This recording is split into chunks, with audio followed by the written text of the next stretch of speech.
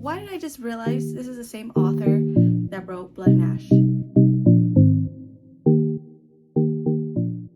Hey guys, welcome back to part 3 of books in my TBR. Okay, so my camera's gonna die. Wasn't smart enough to check the battery. So we're gonna try to fly by this. From Blood and Ash. I'm very excited to read this book because, again, a lot of the ACOTAR fans found a similar liking to it. But I also heard that the writing is pretty bad. So I'm hoping that won't interfere with the plot of the story. Okay, next. Not really sure.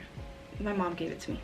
Kingdom of the Wicked. Okay, I heard a lot of good things about it, but Wrath, I think that's his name. He's talked about a lot in this book, but I heard he's not very much in the book. So I'm trying to figure out how exactly he's all talked about in this book if he's not really in it. So I have to read to find out why exactly he's so popular and talked about within this book.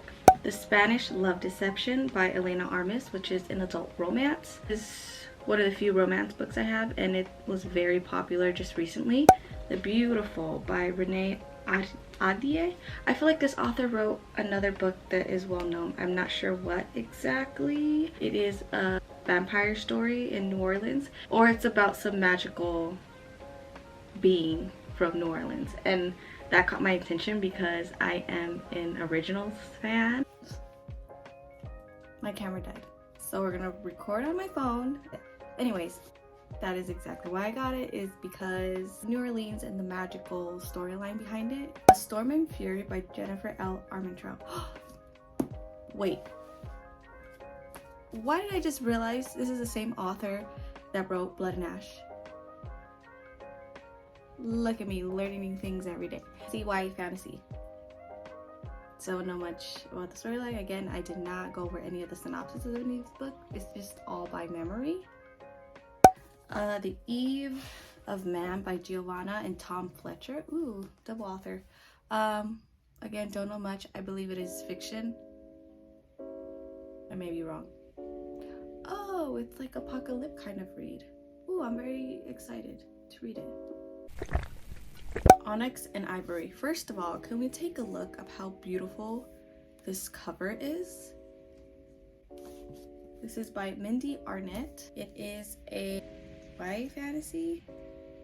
Might be wrong. I know it's a fantasy, don't know whether it's adult fantasy or YA. Trina Sworn by KJ Sutton. Again, this is another very popular book talk book. It is a YA fantasy. I've heard all good things about it.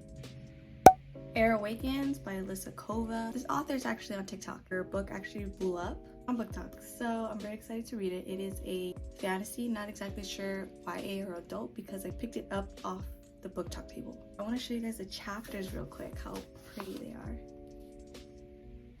Nora Roberts, The Awakening. I've been waiting for this to come in paperback and it finally came. I know Nora Roberts, it's a huge romance author. She wrote like probably hundreds of books.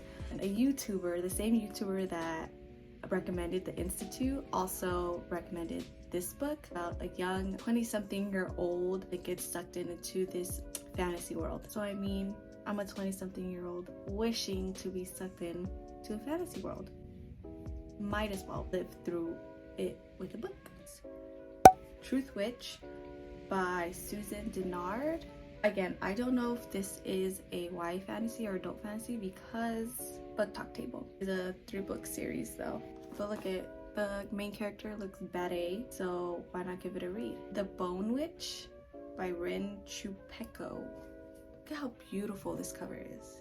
Of course, the storyline is about a witch. Don't exactly know where her story goes though.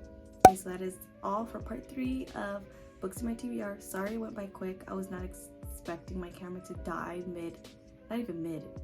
beginning of my video. But I want to show you guys my Six of Crows Duology collector's edition. These just came in the other day and they're beautiful. I got them off Amazon, but I was seeing a little bit of, I don't know if this is how it's supposed to be looking, but you see how it's kind of like a gap, like I could literally put my nail through it. This one doesn't do it as much, actually at all. so maybe I should return that one. But let me just show you anyways. How it shines. And in the back, it says, when you can't beat the odds, change the game.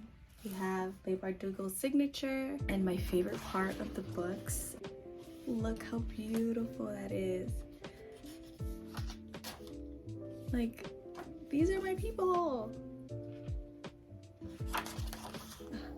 I love it. 6 of Crows. No mourners, no funerals. This one's red. This one's black. Let me show you the art in this one. I think this artwork is my favorite.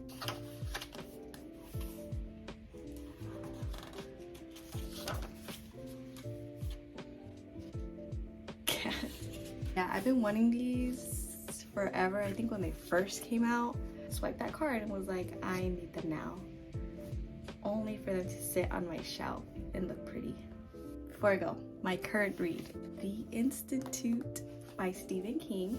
A little over 100, you can see there, 100 pages in. I really like it. Okay, so I finished Where the Crawdads Sing. Beautiful. The last few pages was beautifully sad. I never choked up that much in a book before, and it really touched my heart. The reason I brought that book up is because in the book they have Southern accents, and in Stephen King there's some Southern accents in this book too. I don't know, I just find that a coincidence that I read 2 books back to back that included Southern accents. But so far so good. It's very interesting. There was a very graphic part in there, and I don't know why I'm surprised there being a graphic scene, because it is a Stephen King book. If you guys want to follow my Instagram, I do reviews on all the books I've read, so I just posted Where the Crawdads Sing. That's all for part 3, and I'll see you guys in the next video. Bye.